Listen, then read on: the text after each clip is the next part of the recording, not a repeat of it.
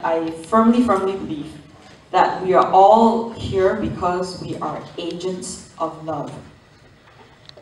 Think about it this way, like, you know, James Bond. That's not too old a reference, I hope. And imagine that you are like James Bond, except that he always gets his mission statement before he goes out and does, you know, crazy things. In your case, you don't know what your mission is, but you do crazy things to find out. So if you already know what your mission is, then I'll say wonderful, great for you. But if you don't know, that's completely okay. And sometimes I think we spend the whole of our lives not knowing what that is, but we just do our best with each moment. And I think I'm very fortunate that my mission in this lifetime, I feel, is to be an agent of love through music.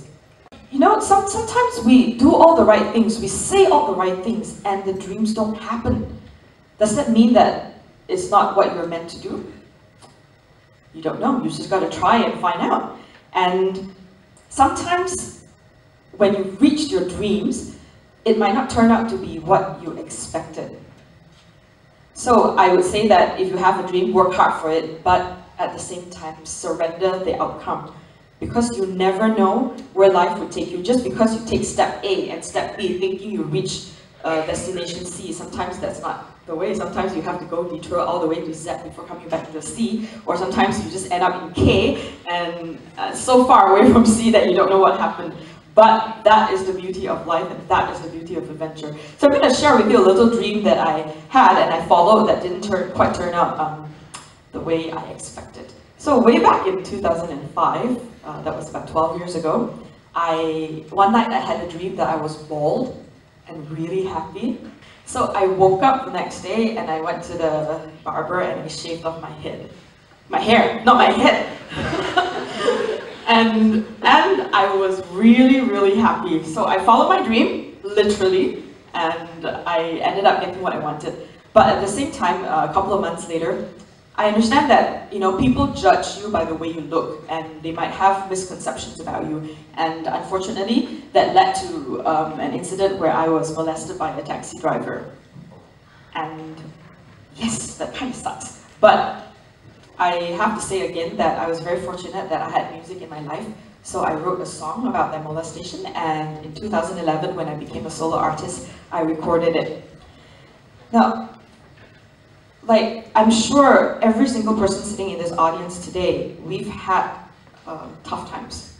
You've probably gone through something worse than I have, and the fact that you're still sitting here today, attending this TED Talk, means you're a survivor. And the way we react to things is the definition of who we are, I feel, more than what we say. And I hardly performed this song because obviously it carried a lot of painful memories. But early in February this year, I played it at a show. And I remember before going on stage, as I usually do with my bandmates, I said, like, let me be a channel of love when I play music. And when I was singing that song, I was reaching out deeper inside me to try to tap that flow of love. And it came on so strong that I started crying. Not pretty crying like some people can do amazingly, but ugly crying. you know how that looks. And I was taken aback because I felt like, you know, 2005, this is 2017, 12 years later, I thought I had healed from it. And I had, actually, just that emotion was so strong. And later, an audience member came up to me, she just said, thank you so much for that song. She held onto my hand so long, she looked into my eyes, and she just said, thank you for that song. And she didn't say anything else, she just looked at me. And I know that I was performing that song that day just for that person. So what I'm trying to say also is that in our everyday lives, you know, the service you give, the things you do are important. They make an impact. I'm not saying, like, you know, like tomorrow you go out and try to save the world. You don't have to. Giving service and giving love is something that can come alive in the smallest of things. Think about it, like, you meet people every day. right? You wake up from your house, you go out, you come to school, you hang out with your friends, you meet strangers, you meet people, and the smallest things you do, like just listening when someone needs to talk, or smiling at the MRT, strangers on the MRT, you know, or just when you see someone wearing something cute, just say, hey, I love your hair or your bag. And you never know how a small gesture like that can make a difference in someone's lives. Because if I ask you, I am sure you have had someone do something small for you that has impacted you tremendously. So in giving, I feel that's the best way of being an agent of love. I'm not saying giving away your riches, or I'm not saying like give of yourself when you can't. I'm saying giving when you can. Like sometimes we forget also to take care of ourselves, but once you take care of yourselves and you're okay, try to give to someone else, because once you give, the rewards you get, if you give without expectations, the rewards you get are beyond your imagination. For example, through my music career, I've managed to travel a few places that and experience some things. Do you guys know the song, the movie Ola Bola? Yeah, do you know the song that comes on at the end where everyone's celebrating? Yeah, so I was the lyricist for that song. And I'm just trying to say that, like, if you do everything with love, with the right purpose, life will take you to places that you've never, ever thought of. And I know some of you might be thinking, oh, it's so easy to give love when, you know, everything's going well, when life is good. But what about when you are hurting? What about when you feel like you've got nothing to give? And this is through my own personal experience. I'm going to tell you that if you ever feel down, like the lowest of low, like you can't open your heart anymore to give anything, I'm telling you that is the time when you must give. You need to give. Because when your heart is broken, when it's hurting, the only thing that can heal it is love and time. But if you're closed up, your heart is shut, there's no way love or time can come in to do its work. So when you're feeling like you can't, dig a little deeper and give. Something simple. It could be just watering your plants. Like while you're watering your plants, just like, I know this might sound weird, but you could just pour a little water and say, I love you. And laugh, you can laugh, it's fine. But I'm telling you, these are things that I have done in my life, and that small little hi cactus, I love you, has allowed me to be saved, actually. Because we've all had our hearts broken, haven't we? You've all felt like you want to give up sometimes, but that is the time when you need to give the most. April, earlier this year, I don't know if you remember, but there was this hit and run accident in Penang by motorcyclists. Yes, the lady who passed away was actually my aunt. My favorite aunt, in fact, my closest aunt. And I think the video went viral, like news channels were playing it every day. You've all seen it, right? Yeah. So I don't have to tell you how shocking that was, and how painful, and how difficult it was. But I'm very fortunate again, like that our family sincerely believes that we are on earth to be agents of love and to give service. So even in her death, my family believes that her death was an act of service. Because think about the number of people who saw this accident. And if it stayed in your mind for even a day, it would have made you a little bit more careful on the road. And if that saves one life, then her death was worth it. And I know some of you might be asking, like, oh, how do you stay strong? How do you not be angry?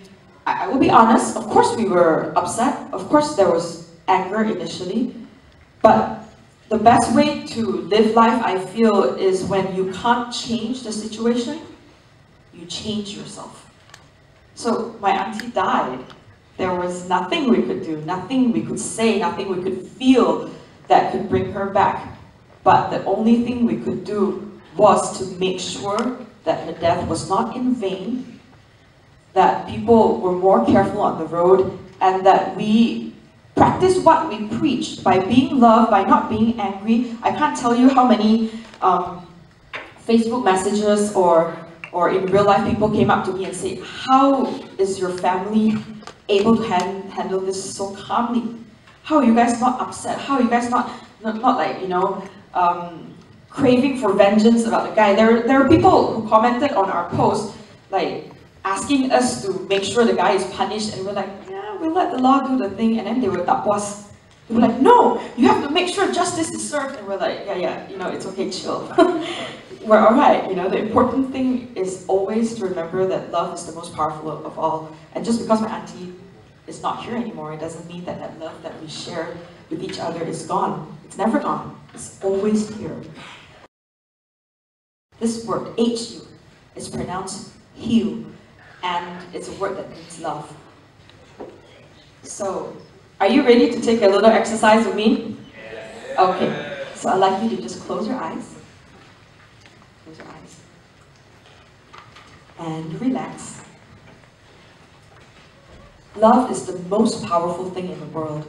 And when you sing the word heal like this, heal, you're just saying that, love, please enter my life.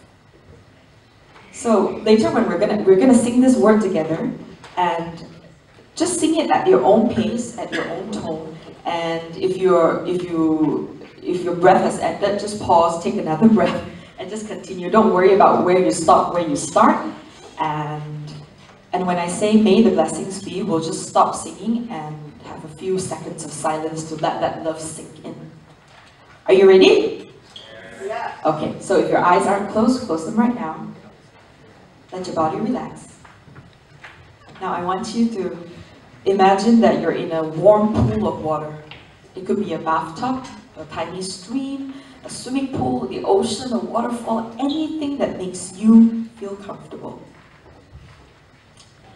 Now as you're relaxing in the water, I want you to imagine all the fears, the doubts, the worries, the anxieties, any issues that you have right now. Let it all melt away in the water. Let it wash all those negative things away. Now as the water is comforting you warmly, I want you to think of someone or something that you love. Slowly let that love float into your heart. Feel your heart expand. Feel it reach into every atom of your body. Now when we're singing here, remember, you're not telling love what to do. You're not saying, hey, you know, please make that guy like me, or please make sure I pass my exams. No, you're just saying, love, do your magic and show me what's the best thing for me. So when you're ready, with that love in your heart and a great big smile, sing you.